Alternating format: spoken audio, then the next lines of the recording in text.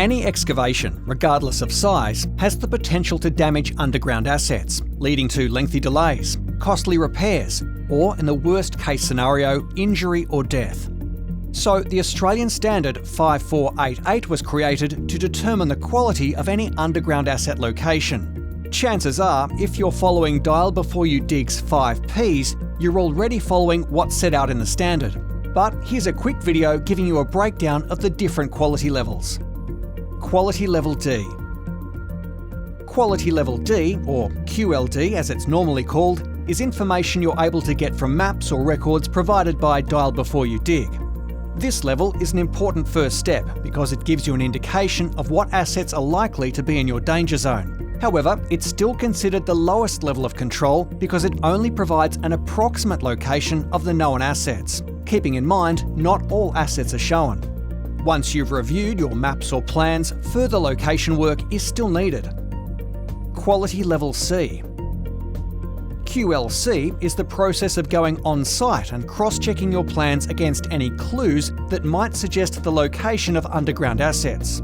Some of the more obvious signs to look out for are meters, pit lids, or cables running down nearby poles. From there, you should be looking for any further evidence that underground assets are in the area, like covered-up trench lines or inconsistencies in the ground, as this could be a sign that assets that aren't shown on your maps could be impacted by your scope of work. This quality level gives you more accuracy than maps alone, but can't be fully relied upon because you're still only assuming the underground asset's actual location. Quality Level B. Quality Level B involves bringing in a certified locator to give a 3D representation of where the known or identified underground assets are located.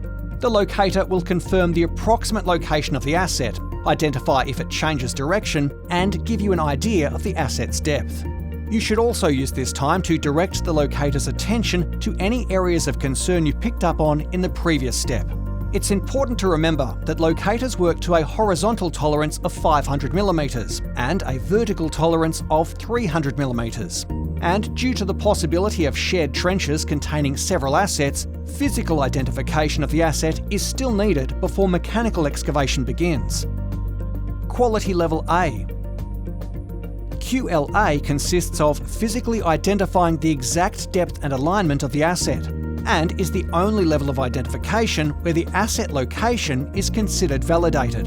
To physically identify the asset, you'll need to pothole the area using a method that keeps the asset safe. Typically, this is done by using non-destructive digging or non-mechanical techniques. However, if the locator has identified the asset as being quite deep, using an excavator may be your only option. In this case, it's vital to remember to use a spade bucket and switch to a non-destructive method once you're close to the asset. Danger Zone. The danger zone is the area around the underground assets that could potentially be impacted during your scope of work. The zone of influence could also impact the size of the danger zone, because assets can still be damaged through ground movement. So, all assets in the area need to be located and validated. To keep yourself and any underground assets protected, it's best practice to use a combination of QLD and QLC, but inside the danger zone, we need to reach the highest level of control, which is QLA.